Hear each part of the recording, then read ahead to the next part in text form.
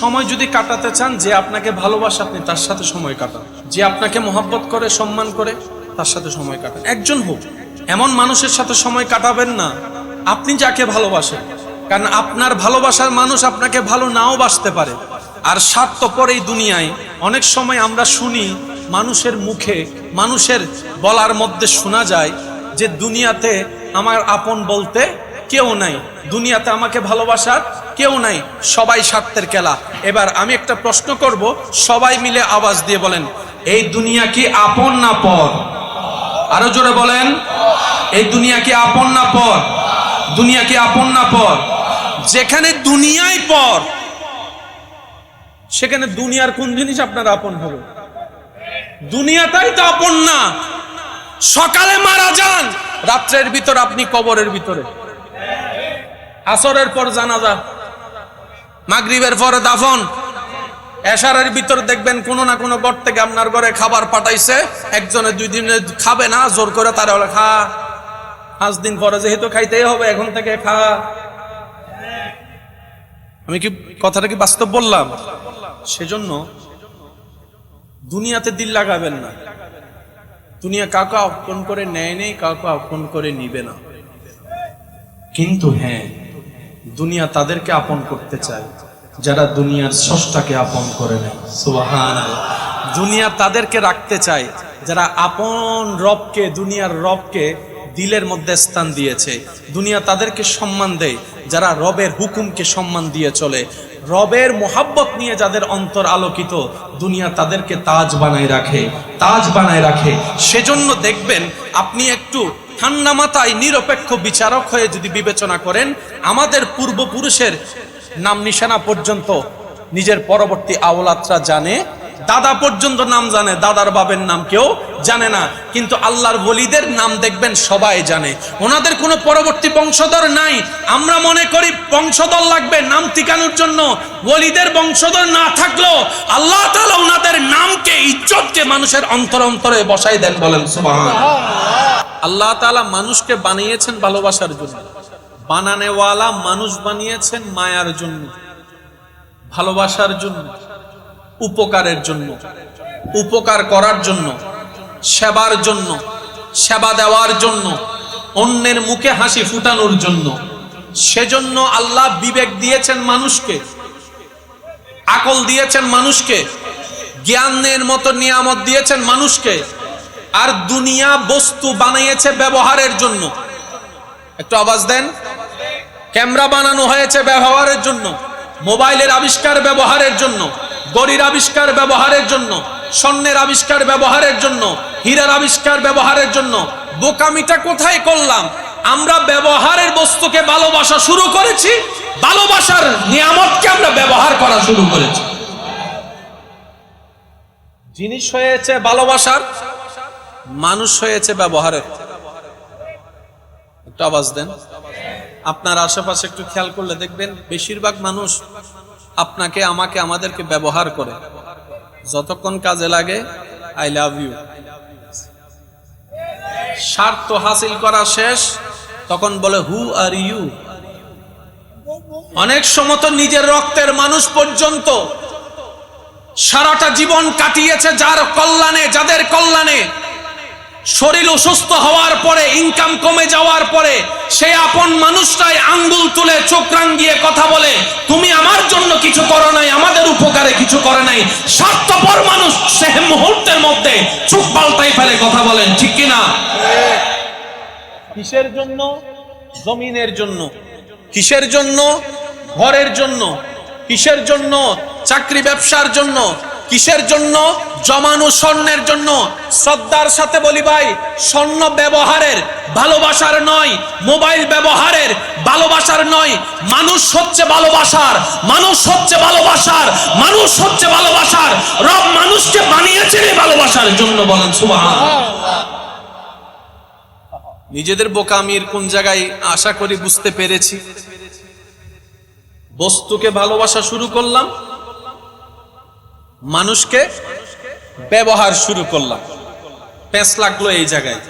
যখন আপনি আমি বস্তুকে বস্তুর জায়গায় রেখে ব্যবহার করতে শিখব, মানুষকে শ্রদ্ধা করে ভালোবেসে মহাব্বত করার চেষ্টা করব, পুরা দুনিয়ার চিত্রটাই পাল্টা যাবে। কথা বলেন ঠিক কিনা?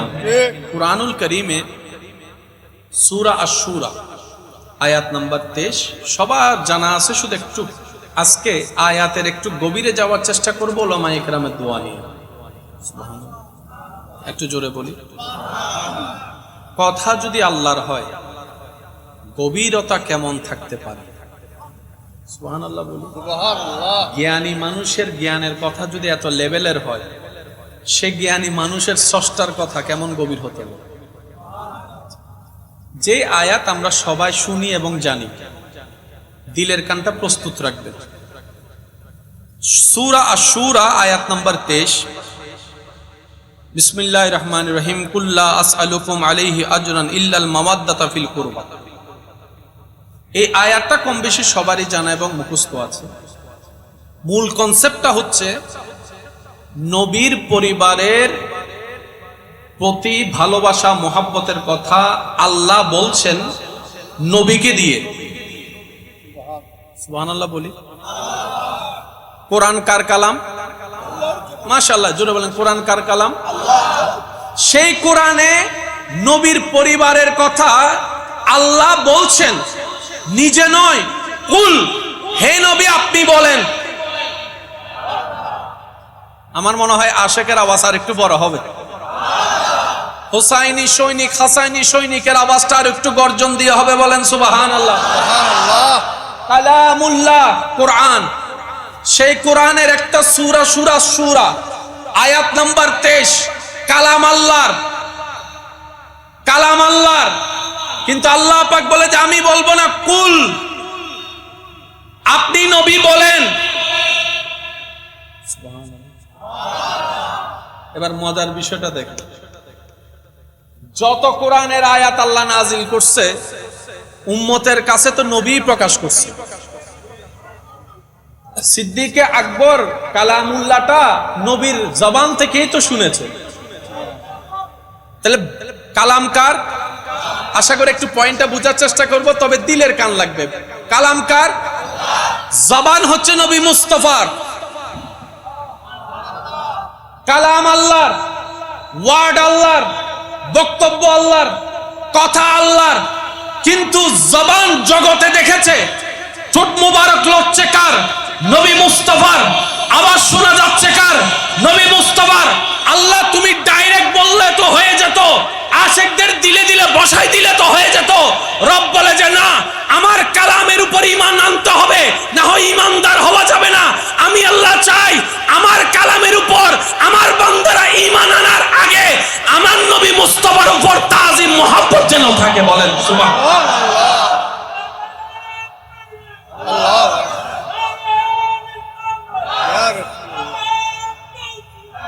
উচ্চ আওয়াজ একবার বলেন মারহাবা। আশা করি অঙ্কটা একটু বুঝার চেষ্টা করবেন। কালাম কার? মাশাআল্লাহ। জবান হচ্ছে আমাদের নবীর, এটা জগতে জানে। আল্লাহ পাক বললেন কুল হু আল্লাহু আহাদ, নবী বলেছেন কুল হু আল্লাহু আহাদ। আল্লাহ পাক বলেছেন আলাম তারা কাইফা ফাআলা রাব্বুকা বিআসহাবিল ফিল, নবীর উপর নাজিল হয়েছে। নবী বললেন আলাম তারা কাইফা ফাআলা রাব্বুকা বিআসহাবিল ফিল। সাহাবা বুঝতে পেরেছে আল্লাহর কালাম। আহলে বাইতের বেলায় যখন আসলেন, আল্লাহ পাক বললেন হাবিব কালাম আমার, বলেন আপনি। কিন্তু আজকে আমি আবার স্পেশাল বললাম কুল, আপনি বলেন। আল্লাহ অনুমতি দিয়ে বলাচ্ছে হাবিব আপনি বলেন। লা আসআলুকুম আলাইহি আজরান ইল্লাল মাওয়াদ্দাতা ফিল কুরবা। সবার জানা আছে, আমি আর ওদিকে যাব না, শুধু একটা শব্দের দিকে যাব। নবীজি বলছেন আল্লাহ আমাকে দিয়ে বলাচ্ছে তোমাদেরকে, আমি বিনিময় চাই না, শুধু চাই আমার আহলে বায়তের প্রতি তোমাদের সখ্যতা, তাজিম, মুহাব্বত। সবাই আমরা জানি। আসেন একটু কালামের মধুরতার দিকে যাই। বলেন প্রেম, বলেন ভালোবাসা, লাভ, মুহাব্বত, এগুলো আমরা সবাই জানি। প্রেম ছাড়া সংসার টিকে? বলেন না, প্রেম ছাড়া সংসার টিকে? ভালোবাসা ছাড়া কোনো স্বামী স্ত্রীর মহাব্বত টিকে? মহাব্বত প্রেম এগুলা লাগে, কিন্তু আল্লাহ তাআলা নবীকে বলছেন, হাবিব আপনি বলেন আপনার আহলে বায়াতের প্রতি আপনার উম্মত আমার বান্দারা যেন মহাব্বত না রাখে। তো কি রাখবে? আল্লাহ কোরআনের মধ্যে বলছেন মাওয়াদ্দাতা। মহাব্বত রাখলে হবে না, মাওয়াদ্দাত রাখতে হবে। আর একটু জোরে বলেন না। প্রেম রাখলে হবে না, মাওয়াদ্দাত রাখতে হবে। ভালোবাসা রাখলে হবে না, মাওয়াদ্দাত রাখতে হবে। মহাব্বত রাখলে হবে না, মাওয়াদ্দাত রাখতে হবে। আল্লাহ, আমরা তো সারা জীবন বুঝ হওয়ার পর থেকে প্রেম ভালোবাসা লাভ মহাব্বতে না শিখছি। এ মাওয়াদ্দাত এটা আবার কি? আমার যুবক ভাইয়ের আমার চাইতে ভালো জানে, কিছু কিছু ক্ষেত্রে দুই রকমের শব্দের অর্থগত এক, দুইটা শব্দের অর্থগত কিন্তু পারিপার্শ্বিক সংজ্ঞায় গিয়ে আবার ভিন্ন। পারিপার্শ্বিক সংজ্ঞায় গিয়ে ভিন্ন। শাব্দিকগত এক, বলেন না। শাব্দিকগত লাভ মানি প্রেম, প্রেম মানি লাভ, লাভ মানি ভালোবাসা, ভালোবাসা মানি লাভ। কিন্তু আপনি যখন ভিতরে যাবেন প্রেম আলাদা হয়ে যাবে, লাভ আলাদা হয়ে যাবে, ভালোবাসা আলাদা হয়ে যাবে, মহাব্বত আলাদা হয়ে যাবে। ছেলে মাকে ভালোবাসে, মাও ছেলেকে ভালোবাসে। এবার বলেন দুই ভালোবাসার শব্দ এক? বলেন, আপনারাই বলেন, আমি বলবো না। সন্তান মাকে ভালোবাসে, বাবাকে ভালোবাসে, এখানেও ভালোবাসা। মা বাবা সন্তানকে ভালোবাসে, এটাও ভালোবাসা। কিন্তু দুই ভালোবাসা শুনতে এক হলো, বাস্তবতা গভীরতা এক নয়। 10 জন সন্তান একজন মা বাবাকে রাখতে পারে না, কিন্তু ভালোবাসা আছে। কিন্তু আবার একজন মা বাবা 10 জন সন্তানকে নিজে না খেয়ে খাওয়ায়, লালন পালন করে। কোনটাই ভালোবাসা, কিন্তু দুই ভালোবাসার থার্মোমিটার এক নয়, দুই ভালোবাসার পরিমাপ এক নয়, দুই ভালোবাসার গভীরতা এক নয়। সন্তান মা বাবাকে ভালোবাসে, এটার অর্থ আলাদা। মা বাবা সন্তানকে ভালোবাসে, এটার অর্থ আলাদা। শাব্দিক অর্থ এক, কিন্তু পারিভাষিক সংজ্ঞা, বিস্তারিত ব্যাখ্যা ভিন্ন হয়ে যায়, ভিন্ন হয়ে যায়। তো মহাব্বত কাকে বলে, প্রেম কাকে বলে, ভালোবাসা কাকে বলে, মাওয়াদ্দাত কাকে বলে? যখন উলামায়ে কেরামের ছায়া তলে আল্লাহ এবং রাসূলের মহব্বত অন্তরে রেখে আপনি যখন গবেষণায় যাবেন, তখন আপনার অন্তরের চক্ষু খুলে যাবে, অন্তরের বুঝ বুঝে চলে আসবে। মহব্বত হচ্ছে এমন জিনিস যেটা এক পর্যায়ে গিয়ে ঘৃণা হতে পারে। বলেন না ভাইয়া? আজকের ভালোবাসা, কালকের আই হেট ইউ।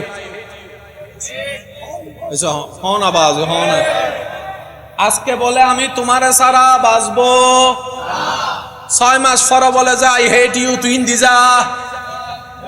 আজকের ভালোবাসা কালকে আর, বলেন না ভাই? আজকের ভালোবাসা কালকে আর, আজকের প্রশংসা কালকে আর, আজকের প্রেম কালকে আর। প্রেম ভালোবাসা আর মাওয়াদ্দাতের পার্থক্য কোথায়?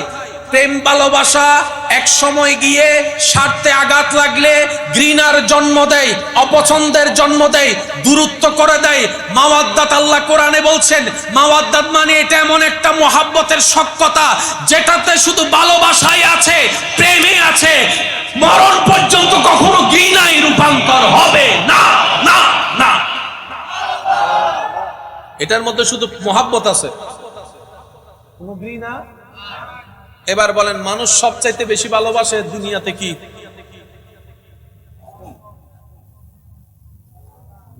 ইশারা ইশারা বুঝুন। আপনাদের এলাকায় যত মামলা আছে সবচাইতে বেশি মামলা কি নিয়ে? নিজের বাইয়ে বাইয়ে মামলা কি নিয়ে? বাস বুঝিল না। সবচাইতে বেশি ভালোবাসা আই হইতেন না, অনারাত্মন হম পরিবুতে জোরে জোরে। সবচাইতে বেশি ভালোবাসা, সবচাইতে বেশি ভালোবাসা, সবচাইতে বেশি ভালোবাসা স্বর্ণ, সবচাইতে বেশি ভালোবাসা ব্যবসা, সবচাইতে বেশি ভালোবাসা আরো যা যা আছে, ঘর বাড়ি দালান যা আছে সব ভালোবাসা। কিন্তু যখন মাথায় দিবে, বুঝতে পারছি কথা? ভালোবাসা, এই যে নহত্ব, ভালোবাসা, প্রেম, ভালোবাসা শেষ। দুনিয়াবি নিয়মে মানুষ যা যা ভালোবাসে, যদি গলায় থেকে যায়। 40 বছরে অন্যায় করে জুলুম করে কামানো সম্পদ এক সিগনেচারে মানুষ দিয়ে দেয়। কারণ কি? যদি না দিই জান, বলেন না, জান, জাগা দিলে জান বাঁচবে, জাগা না দিলে জান বাঁচবে না। দুইটা যখন তর্ক লেগে যায়, সামনে চলে আসে, তখন মানুষ জাগাকে দাম দেয় না, প্রাণকে গুরুত্ব দেয়। টাকাকে গুরুত্ব দেয় না, প্রাণকে গুরুত্ব দেয়। একটু আওয়াজ দিয়ে বলেন ঠিক কি না? জমিনকে গুরুত্ব দেয় না, প্রাণকে গুরুত্ব দেয়। ঘরবাড়িকে গুরুত্ব দেয় না, প্রাণকে গুরুত্ব দেয়। স্বর্ণকে গুরুত্ব দেয় না, প্রাণকে গুরুত্ব দেয়। যদিও তার অন্তরে জাগার প্রতি ভালোবাসা ছিল, স্বর্ণের ভালোবাসা ছিল, জমিনের ভালোবাসা ছিল, বাড়ির ভালোবাসা ছিল, হীরার ভালোবাসা ছিল, গাড়ির ভালোবাসা ছিল, বস্তুর ভালোবাসা ছিল। কিন্তু জানের প্রশ্ন যখন চলে আসে, তখন প্রেম শেষ। জগতে বলে অভাব যখন গড়ে আসে, ভালোবাসা জানালা দিয়ে পালায় চলে যায়, এটার নাম ভালোবাসা। আর মাওয়াদ্দাত কাকে বলে? মোহাব্বত ভালোবাসা বলে। তোমার যখন জানের প্রশ্ন আসবে, জমিন ছেড়ে দাও, জান বাঁচিয়ে ফেলো, জমিন ছেড়ে দাও, ঘর ছেড়ে দাও, প্রাণ রক্ষা করো। মাওয়াদ্দাত বলে এমন একটা সত্যতার গভীর মোহাব্বত, বলে যে জান চলে গেলে চলে যাক, তারপর নবী ছাড়া যাবে না। জান চলে যাক, তারপর আহলে বাইত ছাড়া যাবে না। জান চলে গেলে চলে যাক, ঈমান ছাড়া যাবে না। দুনিয়ার ভালোবাসা, বলে না, দুনিয়ার ভালোবাসা আসলে আর কারবালার ময়দানে বলে যে হুসাইনকে ছেড়ে দাও, উনি বলে যে সালাই দাও। মাওয়াদ্দাত, পানি বন্ধ, তৃষ্ণায় বুক ফেটে যাচ্ছে, বলে যে হুসাইনকে ছেড়ে দাও, পানি লিটারে লিটারে দিব। আশেক উত্তর দেয়, পানি পান না করে থাকতে পারবো, ইমাম হুসাইনের মোহাব্বত ছাড়া থাকতে পারবো না। জগৎ জিজ্ঞেস করে, পানি না পেলে তো তুমি মরে যাবা, হুসাইনকে ছেড়ে দাও, বেঁচে যাওয়ার চেষ্টা তো করো। তখন আশেকরা উত্তর দেয়, আমরা হুসাইনের সাথে প্রেম করি নাই, হুসাইনকে ভালোবাসি নাই, আল্লাহর কোরআনের ফরমান মাওয়াদ্দাত করেছি। আজকে পানি পান করে যদি ইমাম হুসাইনকে ছেড়ে দিই, হয়তো দুনিয়াতে 3-4টা দিন নিঃশ্বাস বেশি নিতে পারবো। কারণ কুল্লু নাফসিন যায়িকাতুল মউত, একদিন তো মৃত্যু আসবেই আসবে। আজ না হয় কাল ক্যালেন্ডারের তারিখ পাল্টাবে, বার পাল্টাই যাবে, মরণ তো একদিন আসবে। কিন্তু আজকে যদি আমি হুসাইনকে ছেড়ে দিই, তাহলে হয়তো দুনিয়াতে কিছুদিন বেঁচে থাকবো। কিন্তু আজকে যদি আমি হুসাইনের মোহাব্বত রেখে আল্লাহর কালামের ওয়াদা রক্ষা করি, তাহলে আমি কবরের মধ্যে গিয়েও জিন্দা থাকবো, জিন্দা থাকবো, জিন্দা থাকবো।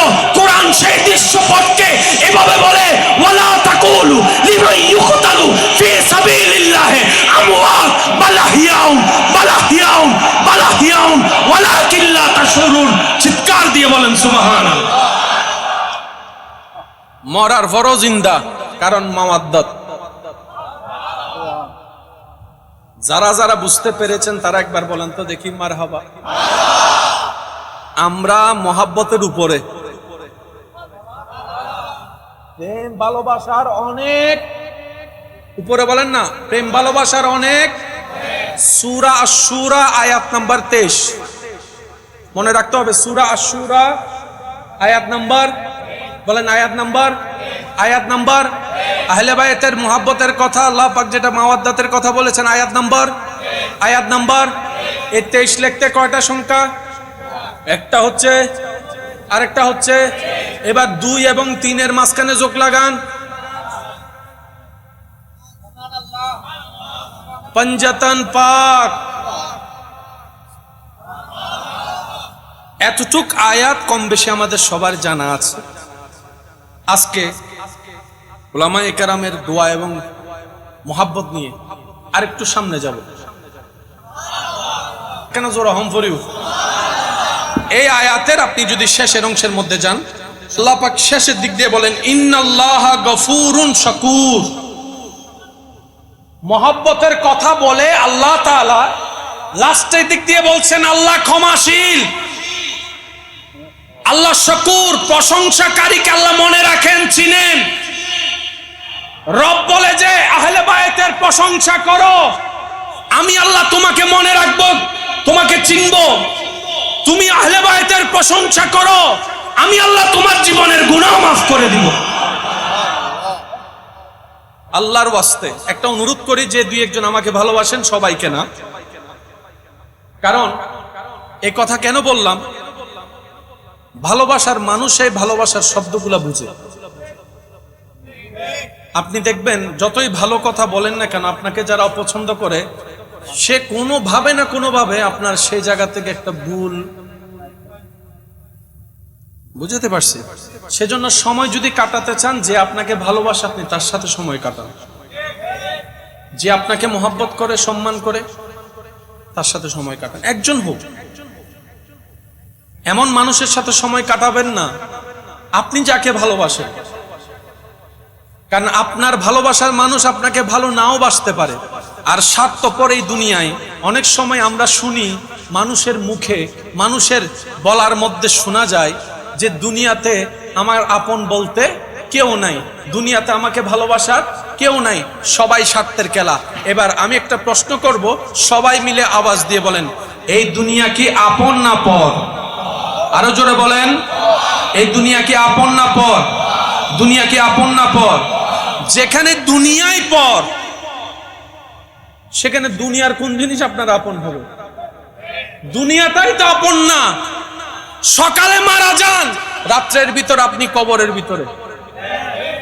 আসরের পর জানাজা, মাগরিবের পরে দাফন, এশারের ভিতর দেখবেন কোন না কোন ঘর থেকে আপনার ঘরে খাবার পাঠাইছে, একজনে দুই দিনে খাবে না, জোর করে তারা বলে খা, 5 দিন পরে যেহেতু খাইতেই হবে এখন থেকে খা। আমি কি কথাটা কি বাস্তব বললাম? সেজন্য দুনিয়াতে দিল লাগাবেন না। দুনিয়া কাউকে আপন করে নেয় নেই, কাউকে আপন করে নিবে না। কিন্তু হ্যাঁ, দুনিয়া তাদেরকে আপন করতে চায় যারা দুনিয়ার স্রষ্টাকে আপন করে নেয়। সুবহানাল্লাহ। দুনিয়া তাদেরকে রাখতে চায় যারা আপন রবকে, দুনিয়ার রবকে দিলের মধ্যে স্থান দিয়েছে। দুনিয়া তাদেরকে সম্মান দেয় যারা রবের হুকুমকে সম্মান দিয়ে চলে।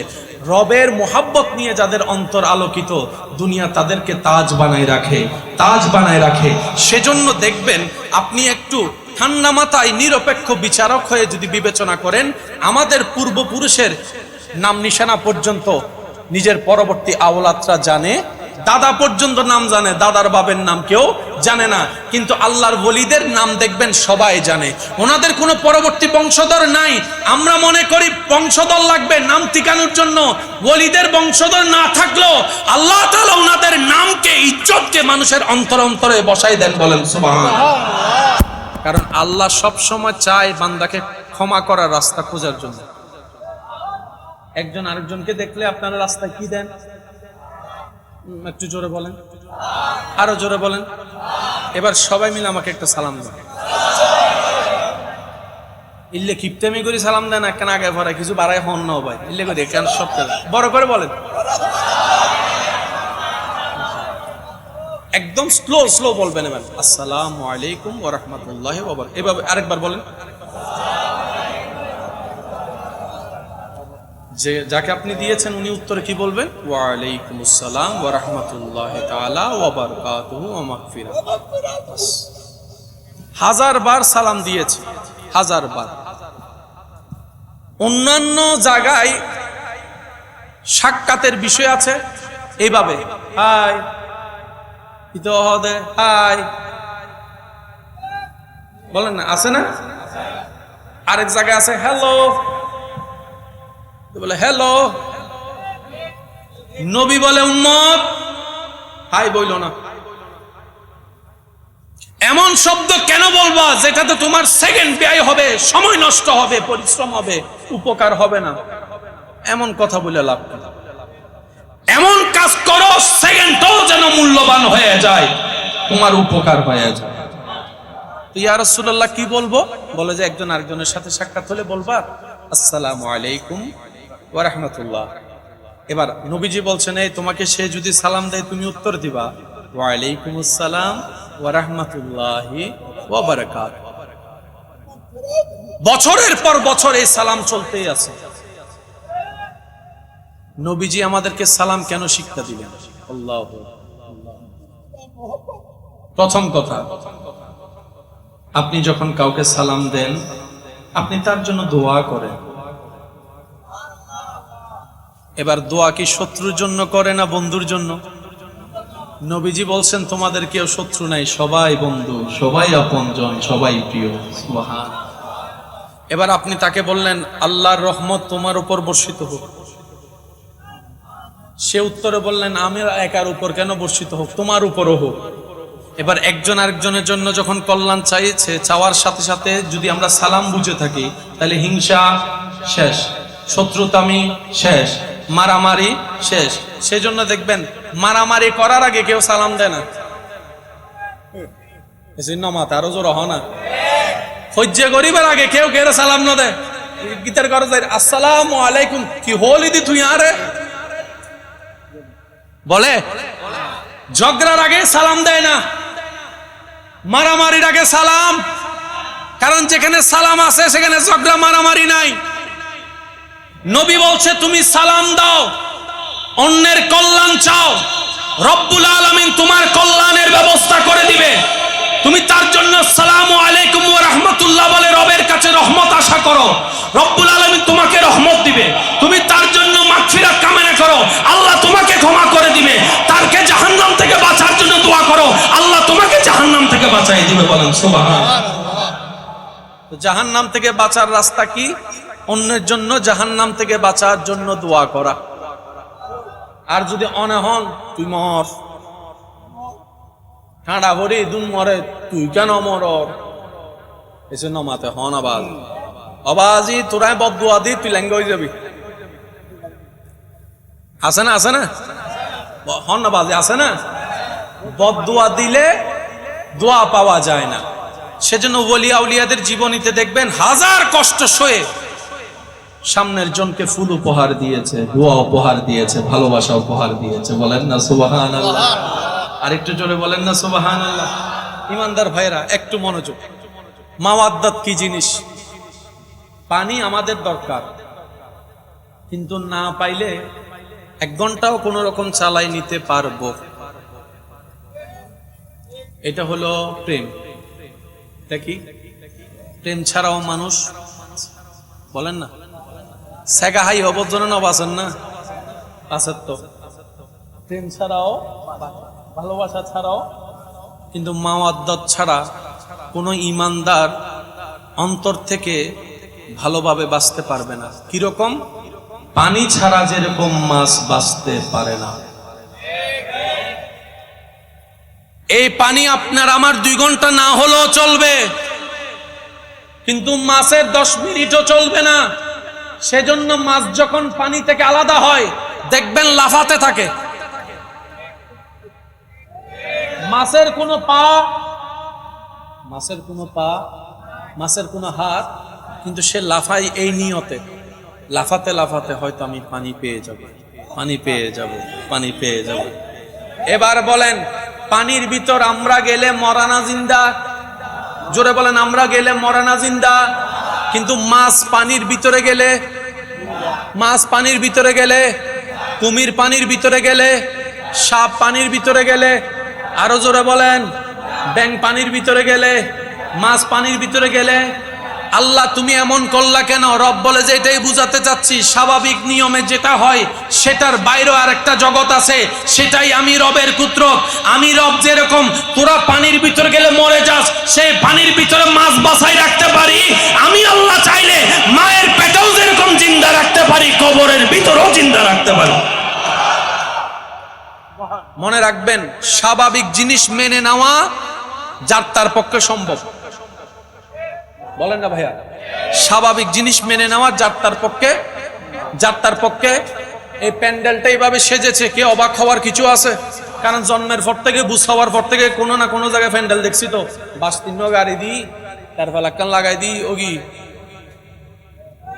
এটা কি অস্বাভাবিক না স্বাভাবিক? বলেন না ভাইয়া। এই নিয়ম কি এখানে না সব জায়গায়?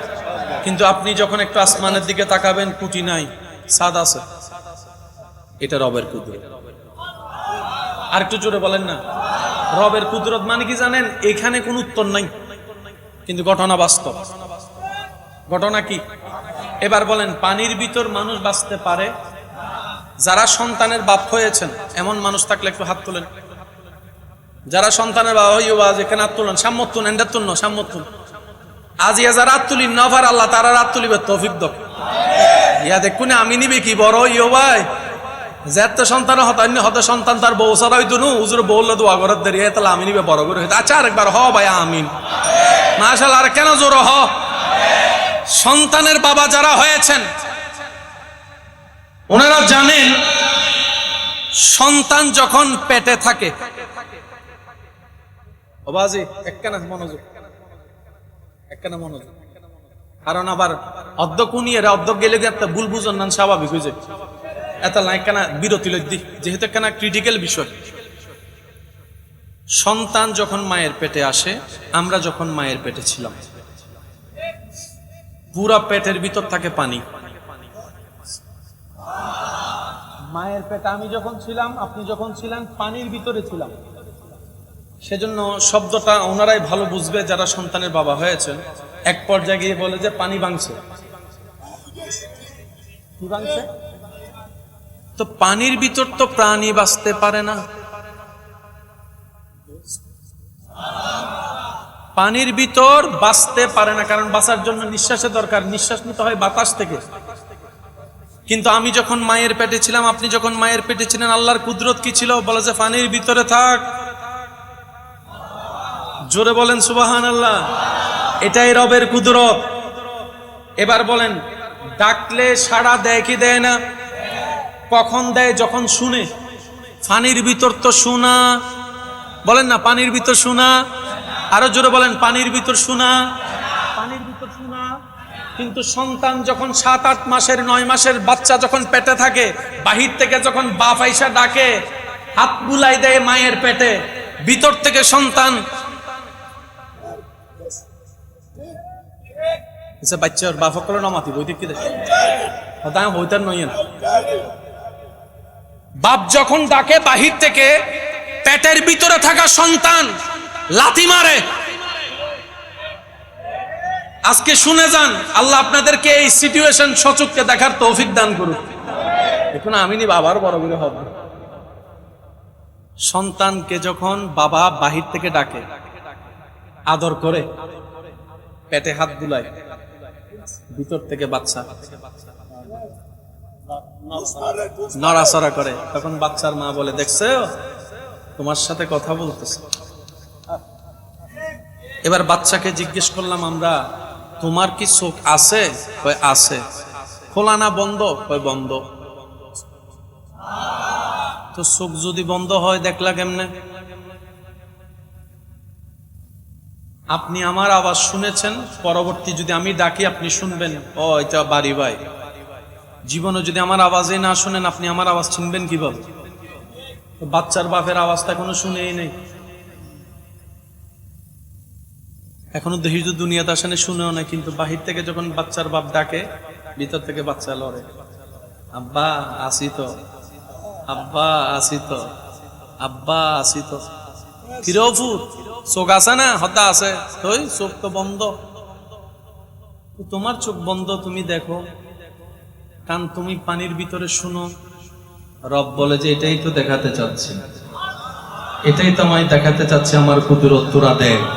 সুবহানাল্লাহর জোরে বলতে হবে, বান্দা তোদেরকে প্র্যাকটিক্যাল দেখাচ্ছি, দেখ আমি রবের কুদরত। আমি যখন চাই, পানির ভিতরে থাকা শোনা দেখা সম্ভব নয়, কিন্তু আমি চাইলে সেটা যেরকম সম্ভব হয়। আমার বান্দাদের ভিতরে এমন কিছু বান্দা আমি রব যাদেরকে চাইবো, তারা কবর থেকে দেখতেও পারবে, শুনতেও পারবে, কথা বলতে পারবে। এটাই আমি রবের কুদরত। কুদরত ইন্নাল্লাহ আলা কুল্লি শাইইন কাদির। চিৎকার দিয়ে বলেন। মনে রাখবেন ভাইয়েরা, আল্লাহর কুদরত যেখানে চলে আসবে, সেখানে মুসলমানের কাজ কি জানেন? আমান্না, মেনে নিলাম। কোন প্রশ্ন বলে না? কোন প্রশ্ন, কোন কিউরিসিটি? যদি বলে যে আল্লাহ বলে যে আমি করছি, আমাদের কাজ হচ্ছে মানিলই মানিলই, সুবহানাল্লাহ বলেন। এবার বাচ্চা মায়ের পেটে কি এক জায়গায় থাকে না, ঘুরে, কিছুক্ষণ মাথা উপরে, কিছুক্ষণ পা উপরে। অনেক সময় শুনবেন মায়ের পেটে বাচ্চা নারীর সাথে, বলেন না ভাইয়া, নারীর সাথে অনেক সময় দেখে যে নর্মাল ডেলিভারি সম্ভব না, রিস্ক হয়ে যাবে, মা মারা যাবে, তখন কি করে সিজারের অপশন নিতে হয়। এর দ্বন্দ্ব রয়ে গেল, আপনার মানুষের সম্পর্কের দূরত্ব চলে আসলো। অর্জনটা কি করলাম, হারানোর লিস্টি করলে দেখবেন আপনার আমার খাতা শেষ হয়ে যাবে, এত লম্বা লিস্টি হবে। কিন্তু অর্জন বলতে আপনার আমার বদনাম ছাড়া কিছু অর্জন করতে পারি নাই, হিংসা ছাড়া কিছু অর্জন করতে পারি নাই, অহংকার ছাড়া কিছু অর্জন করতে পারি নাই, আত্মীয়তার সম্পর্ক নষ্ট করা ছাড়া কিছুই অর্জন করতে। একটু খেয়াল করলে দেখবেন নিজের রক্তের মানুষগুলাও দুশমন, নিজের রক্তের মানুষগুলাও দূর হয়ে যাচ্ছে, বাহিরের মানুষের কথা আর কি বলবো। সেজন্য মনে রাখবেন, দুনিয়াতে যতদিন বেঁচে থাকবেন, আপনার জন্য, আমার জন্য, আমাদের জন্য আল্লাহ এবং রসুল ছাড়া আপন বলতে আর কেউ নাই, কেউ নাই, কেউ নাই। বুদ্ধিমানরা সেই আপনগুলাকে আপন করে রক্ষা করে চলে, যাদেরকে কবরও লাগে, হাসরও লাগবে, জান্নাতও লাগবে। বলেন না সুবহানাল্লাহ।